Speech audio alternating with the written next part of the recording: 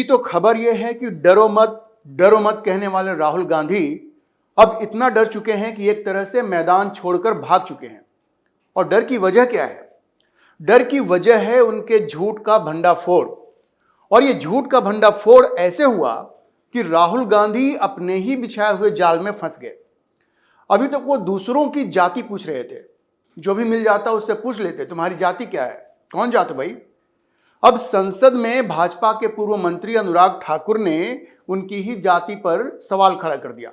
राहुल गांधी तिलमिला गए, बोले आप मेरा अपमान कर रहे हैं, मेरी बेइज्जती हो रही है। इसको उन्होंने अपनी बेइज्जती करार दिया और सारे लोग भौंचक रह गए। राहुल गांधी को ये बुरा क्यों लगा? भाई अगर आप सारी दुनिया की जाति पूछ रहे हैं तो आपकी जाति भी पूछी जा सकती है और पूछी जानी चाहिए, इसमें गलत क्या है। लेकिन राहुल गांधी को आपने देखा होगा कि वो कैसे बौखला गए। अब राहुल गांधी की जाति और उससे आगे उनके धर्म के मुद्दे पर मैं बाद में आऊंगा। पहले यह समझने की जरूरत है कि अनुराग ठाकुर ने राहुल की जाति पर निशाना क्यों लगाया।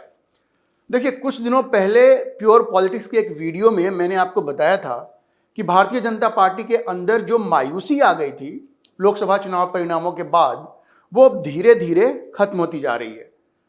तीसरी बार लगातार सरकार बनाने के बाद भी भाजपा को और इसके नेताओं को ऐसा लग रहा था कि जैसे वो हार गई हो। ये बॉडी लैंग्वेज से वो बिल्कुल पस्त लग रहे थे। और दूसरी तरफ तीसरी बार लगातार हारने के बाद भी राहुल गांधी ऐसे व्यवहार कर रहे थे जैसे उनको 2/3 बहुमत मिल गया हो। भारतीय जनता पार्टी धीरे धीरे अब इस मायूसी से उभरती हुई दिख रही है और पार्टी ने अब ये डिसाइड किया है कि राहुल गांधी को उन्हीं की भाषा में जवाब देना है। ये मैंने आपको उस वीडियो में बताया था। और अभी जो पार्लियामेंट में हुआ, लोकसभा में जो हुआ, वो उसी का एक रिफ्लेक्शन था। पार्टी ने डिसाइड कर लिया है, भाजपा ने, कि attack is the best defence, और पार्टी अब उसी रास्ते पर आगे चल रही है। अब आप देखिए, पहले सत्र के शुरू में प्रधानमंत्री ने कहा कि उन्हें 2 घंटे सदन में बोलने नहीं दिया गया। वो ये मैसेज जनता को पहुंचा रहे थे कि देखिए विपक्ष का क्या आचरण है। और एक चेतावनी भी थी कि ये एक बार तो हो गया, 2 घंटे आपने मुझे बोलने नहीं दिया, लेकिन अब ये बार बार नहीं हो सकता। उसके बाद आपने देखा होगा कि धर्मेंद्र प्रधान ने नीट के मुद्दे पे जब कांग्रेस ने उनके ऊपर आरोप लगाया कि उनको किसी बात की जानकारी नहीं है, तो उन्होंने कितने अग्रेसिव तरीके से कहा कि वो मंत्री किसी कांग्रेसी नेता की दया से नहीं बने हैं। तो ये बिल्कुल जो उनका अप्रोच था, उससे देख करके साफ था कि भारतीय जनता पार्टी ने ये डिसाइड कर लिया है कि कांग्रेसियों को और खासकर राहुल गांधी को उन्हीं की भाषा में जवाब देना है। और अब तो अनुराग ठाकुर ने एक तरह से राहुल गांधी की लंका ही लगा दी है। और देखिए, भारतीय जनता पार्टी ने ये सब कुछ बहुत सोच समझकर किया है। राहुल गांधी ने जाति को हथियार बना लिया है। अब उन्हें किसी ने बता दिया है कि अगर नरेंद्र मोदी को हराना है तो यही मंत्र है, मुद्दों पर तो आप मोदी को हरा नहीं सकते। तो हराने का मंत्र क्या है? हिंदुओं को जातियों में बांटो, मुसलमानों का तुष्टीकरण करो और उनका एकमुश्त वोट लो। और इसी रास्ते पर राहुल गांधी अब आगे बढ़ रहे हैं। तो राहुल गांधी ने जाति और जाति जनगणना, इसको अपना मुख्य हथियार बना लिया।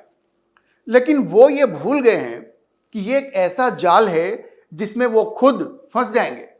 क्योंकि जब वो सबकी जाति पूछने का ये कार्यक्रम चलाएंगे तो उनसे भी ये पूछा जाएगा या उनको भी ये जवाब देना पड़ेगा कि उनकी अपनी जाति क्या है। भारतीय जनता पार्टी ने इसी बात को समझा और हमला बोल दिया। ये हमला बहुत सोच समझकर बोला है।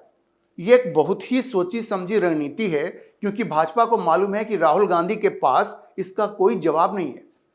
अब जवाब कैसे नहीं है, ये मैं आपको बताता हूं। आप इस गांधी परिवार का फर्जीवाड़ा समझिए।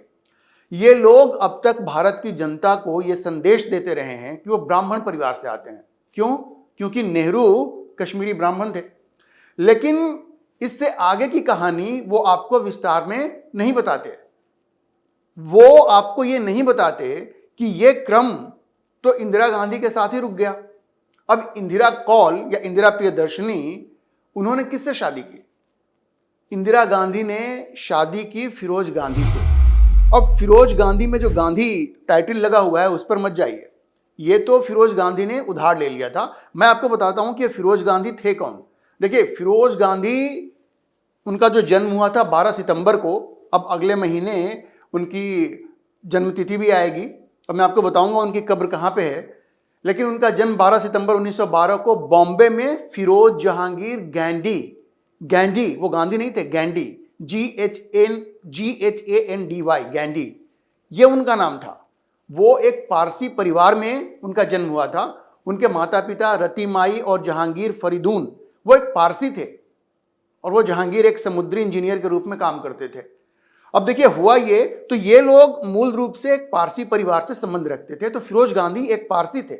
इसकी एक लंबी कहानी है कि कैसे फिरोज गांधी या फिरोज गैंडी अपने पिता के निधन के बाद अपनी मौसी शिरीन के साथ रहने के लिए इलाहाबाद चले गए, जो लेडी डफरिन हॉस्पिटल में सर्जन थी। अब फिरोज वहाँ क्रिश्चियन कॉलेज में छात्र थे और जवाहरलाल नेहरू की पत्नी कमला नेहरू, जो बाद में फिरोज की सास बनी, वो उसके बाहर धरना दे रहे सत्याग्रहियों में शामिल थी। वहाँ पर कमला नेहरू, और अब हुआ क्या कि कमला नेहरू वहाँ पे भीड़ में बेहोश हो गई और फिरोज उनकी मदद के लिए आगे आए। तो उसके बाद से फिरोज ने ब्रिटिश कर्मचारी कॉलेज छोड़ दिया और खुद को उन्होंने भी स्वतंत्रता संग्राम में झोंक दिया। मतलब यहाँ से नेहरू परिवार के साथ उनकी नज़दीकियाँ बढ़ी, उनका उनके घर आना जाना शुरू हो गया और आगे चल करके इंदिरा गांधी से उनका प्रेम हुआ और उनकी शादी हुई। तो ये कहानी ये है कि इंदिरा गांधी की शादी होती है फिरोज गांधी से। अब गांधी टाइटल कहाँ से आया? ये गांधी टाइटल जो है फिरोज गैंडी ने, जब वो स्वतंत्रता संग्राम के हिस्सा बन गए तो गांधी उस वक्त बड़े चेहरे थे, तो उनके नाम पे उन्होंने अपना टाइटल रख लिया गांधी। लेकिन फिरोज गांधी टाइटल रख लेने से उनका जो धर्म था वो तो खत्म नहीं हुआ, वो तो पारसी ही थे और पारसी ही रहे। अब सवाल ये है कि फिरोज गांधी और इंदिरा गांधी, अब इनके जो बच्चे हुए, इनका जो पुत्र हुआ, उसका धर्म क्या होगा? सवाल तो पैदा होता है ना कि उसके बाद जो संजय गांधी हुए, राजीव गांधी हुए, उनका धर्म क्या होगा? हमारा जो समाज है उसमें जाति और धर्म दोनों पिता से आ गया। पिता अगर पारसी थे तो पुत्र भी पारसी होंगे। तो अब देखिए, राजीव गांधी तो कह सकते थे कि वो हाफ हिंदू हैं चूंकि उनकी माँ हिंदू थी, लेकिन अब राजीव गांधी की शादी होती है सोनिया गांधी से, जो कि क्रिश्चियन है, ईसाई हैं। तो अब राहुल गांधी की स्थिति यह है कि उनके पिता पारसी और माता ईसाई। तो सवाल है, अगर पिता पारसी हो और माता ईसाई हो तो बेटे का धर्म क्या होगा? अब हमारे समाज में, जैसा मैंने आपको कहा कि पिता की जाति से ही जाति माना जाता है, वही जाति पुत्र की भी होती है या पुत्री की भी होती है। अब राहुल गांधी के केस में तो माँ भी ईसाई हैं। तो सवाल यही है कि जब पिता पारसी और माँ ईसाई, तो राहुल गांधी हिंदू कैसे हुए? और जाति की बात तो तब आती है जब पहले यह साबित हो जाए कि वो हिंदू है कि नहीं है। यहां तो हिंदू होने पर ही सवाल है। लेकिन फर्जीवाड़ा देखिए, 2017 के गुजरात चुनाव के समय जो वाकया हुआ सोमनाथ मंदिर में, जहां एक खबर आई कि राहुल गांधी ने एक गैर हिंदू रजिस्टर में, वहां पे चूंकि दो अलग तरह के रजिस्टर होते हैं, हिंदुओं के लिए और गैर हिंदुओं के लिए, तो उसमें उनका एक नाम आ गया था। उससे कुछ साबित नहीं हुआ। बाद में कांग्रेस ने यह कहा कि वो एक राहुल गांधी ने उस पर साइन नहीं किया था, वो बड़ा विवाद हो गया उस पर। और एक दूसरी जगह राहुल गांधी ने साइन किया था जहां पे उनका कहना था कि वो उनका सही सिग्नेचर था। खैर, तो उस वक्त जो ये वाकया हुआ, जो विवाद हुआ, उसके बाद रणदीप सिंह सुरजेवाला ने एक प्रेस कॉन्फ्रेंस किया और कहा कि राहुल गांधी तो ब्राह्मण है, शिव भक्त हैं। इतना ही नहीं, उनका गोत्र भी बताया, कहा कि दत्तात्रेय उनका गोत्र है। अब कैसे भाई? गोत्र तो हमेशा पिता से ही आता है और पिता तो उनके पारसी थे। अब पारसियों में कौन सा गोत्र होता है? तो मैं कह रहा हूं, ये पूरा फर्जीवाड़ा गांधी परिवार ने आसपास अपने बना रखा था। और ये जो फर्जीवाड़ा है, इस बार संसद में जिस तरह से अनुराग ठाकुर ने सवाल पूछा, इससे राहुल गांधी भौंचक्के रह गए। उनको ये उम्मीद नहीं थी कि उनसे भी कोई ऐसा सवाल करेगा। भले वो सारी दुनिया से उनकी जाति क्या है ये पूछ लें, लेकिन राहुल गांधी के अंदर ये सेंस ऑफ एंटाइटलमेंट ये इतनी ज्यादा है कि उनको लग रहा था कि उनसे कोई ये सवाल पूछने की हिम्मत नहीं कर सकता। लेकिन भाजपा ने डिसाइड कर लिया कि अब अटैक तो करना पड़ेगा, और उसका ये जो अटैक की जो उनकी स्ट्रैटेजी थी, उसी के तहत अनुराग ठाकुर ने उनसे पूछ लिया। अब सीधे सीधे तो नहीं पूछा। अनुराग ठाकुर ने क्या कहा? उन्होंने कहा कि जिसकी जाति का मालूम नहीं वो जनगणना की बात करता है। अब ये उनको बात बहुत बुरी लग गई। अब देखिए, जैसा मैंने आपको बताया कि 2017 में रणदीप सुरजेवाला ने प्रेस कॉन्फ्रेंस करके ये कह दिया कि राहुल गांधी ब्राह्मण है। अब समस्या ये है कि अगर राहुल गांधी इस बात से पीछे हटते हैं तो इसमें भी जग हंसाई है। वो अब ये भी नहीं कह सकते कि वो हिंदू नहीं है, और अगर कहते हैं कि वो हिंदू हैं तो इसे साबित नहीं कर पाएंगे। तो इस तरह से वो अपने ही जाल में फंस गए हैं। और जहां तक जाति जनगणना का प्रश्न है, उनके पास इस बात का भी जवाब नहीं है कि आखिर 2011 में जो इकोनॉमिक एंड सोशल सर्वे हुआ था, जो यूपीए की सरकार में हुआ था, तो उनकी सरकार ने ये पब्लिश क्यों नहीं किया, ये पब्लिक क्यों नहीं किया आज तक। कर्नाटक ने अभी तक नहीं किया, उन्होंने भी सर्वे करवाया हुआ है। और उन्होंने जिस ओबीसी रिप्रेजेंटेशन की बात उठाई हलवा सेरेमनी बजट के पहले जो होता है, तो क्या वो इस बात का जवाब देंगे कि खुद जवाहरलाल नेहरू ने आरक्षण का विरोध क्यों किया था। उन्होंने साफ कहा था, सारे मुख्यमंत्रियों को पत्र लिखा था जवाहरलाल नेहरू ने कि हम इनएफिशिएंसी को नहीं लाना चाहते, हम एफिशिएंसी के साथ कोई कॉम्प्रोमाइज नहीं करेंगे। और खुद उनके पिता राजीव गांधी ने संसद में एक लंबे भाषण में इसका विरोध किया, यहां तक कि ओबीसी को उन्होंने बुद्ध भी कह दिया था कि हम बुद्धुओं को नौकरी में नहीं लाना चाहते। ये इसके सारे प्रमाण हैं। तो सवाल यह है कि राहुल गांधी ने ये जो मुद्दा उठाया है, ये चुनाव जीतने के लिए ये एक ऐसा जाल है जिसमें वो खुद ही फंसते जा रहे हैं। अच्छा देखिए, इस मामले में अखिलेश यादव भी एक्सपोज हो गए हैं। अखिलेश यादव ने राहुल गांधी का पक्ष लिया और लगे पूछने कि आप जाति कैसे पूछ सकते हो। इनके सारे वीडियो सामने आ गए। वो किसी पत्रकार को बुला करके वो कह रहे, अरे मिश्रा जी आप थोड़ी शर्म कर लो।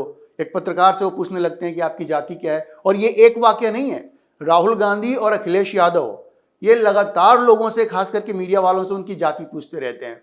अखिलेश यादव भी एक्सपोज हो गए। भाई जब आप जाति जनगणना कराएंगे तो हर किसी को अपनी जाति तो बतानी होगी, तो किसी से जाति पूछ लिया तो इसमें शर्म की क्या बात है। तो ये एक ऐसा मुद्दा है जिससे वो चुनाव जीतना चाहते हैं, लेकिन वो ये भी नहीं चाहते हैं कि वो एक्सपोज हो जाएं, लेकिन वो खुल करके उनका भंडाफोड़ हो रहा है। अब देखिए, भारतीय जनता पार्टी ने जो तेवर अपनाया है राहुल गांधी को टैकल करने के लिए, और उनकी ये जो डिविसिव, ये जो हिंदुओं को बांटने की उनकी जो स्ट्रैटेजी है, उससे लड़ने के लिए वो बिल्कुल सही अप्रोच है। ये राहुल गांधी के अहंकार से अगर लड़ना है, उसको तोड़ना है, उनके सेंस ऑफ एंटाइटलमेंट से लड़ना है, तो इसी तरह से aggressive approach Bharatiya Janata party को रखना होगा। और आप देखिए, राहुल गांधी इससे इस कदर डर चुके हैं कि वो भाग गए हैं। अब उसके बाद उनका कोई स्टेटमेंट नहीं आ रहा है। तो आप देखिए, वो बैकफुट पे चले गए हैं। और भारतीय जनता पार्टी ने, जैसा मैंने कहा कि ये जो अग्रेसिव अप्रोच है, यही राहुल गांधी को वापस ये एहसास कराएगा कि ये चुनाव वो जीते नहीं है, बल्कि लगातार तीसरी बार उनकी हार हुई है, और उन्हें अपने दायरे में रह के ही बात करनी चाहिए। अभी के लिए इतना ही। अगर आपको वीडियो पसंद आया हो तो आप इसे लाइक करें, शेयर करें और चैनल को सब्सक्राइब करना ना भूलें।